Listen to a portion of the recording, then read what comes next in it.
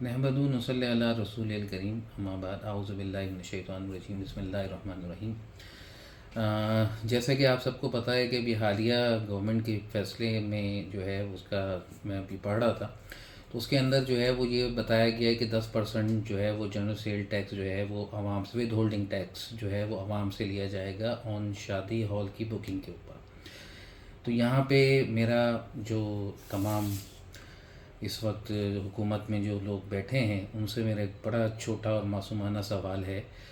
کہ یہ جو شادی ہال لیاری میں بنے ہوئے ہیں، یہ جو شادی ہال سراغ گوٹ پہ بنے ہوئے ہیں، یہ جو شادی ہال شاہ فیصل کالونی میں بنے ہوئے ہیں، یہ جو شادی ہال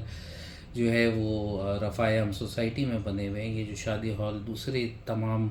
جو ہے وہ غریب اور متوسط طبقے کی آبادی میں بنے ہوئے ہیں، ان شادی ہالوں پہ یہ 10% کا جو ٹیکس آپ عائد کرنے کی بات کر رہے ہیں، اگر وہ 10% کا ٹیکس عائد کر رہے ہیں آپ، تو ان کی جو حالت ہیں وہ یہ ہوتی ہیں کہ واشنگ مشین ایک ماموں دے کے آ رہا ہوتا ہے، سلائی مشین ایک ماموں دے رہا ہوتا ہے، ٹی وی ایک ماموں دے رہا ہوتا ہے، اور بچیوں اور بچوں کی شادیاں مشکل ہو گئی ہیں۔ ایسی صورتحال کے اندر یہ غیر منصفانہ ٹیکس جو کہ آپ غریب عوام کو مزید بربادی کی طرف دھکیلنے کی بات کر رہے ہیں، گو کہ وہ شادی کے لیے 10% ٹیکس بھی لے، یعنی کہ اگر اس کا 1,00,000 روپے کا خرچہ ہے تو 1,10,000 روپے اس کو جمع کرنے پڑیں گے۔ اگر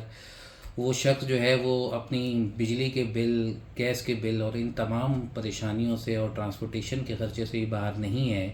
تو آپ مجھے یہ بتائیے کیا غریب کو شادی کرنے کے غریب کی وہ کہ ایک شعر مجھے یاد آ گیا کہ غریب کی بیٹی تیری بارات تو ہوگی،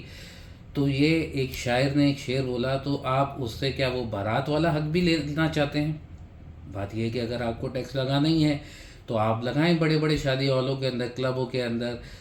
ہوٹلز کے اندر جو لوگ شادیاں کر رہے ہیں ان کے اوپر ٹیکس لگائیے، جو کروڑ روپے فنڈ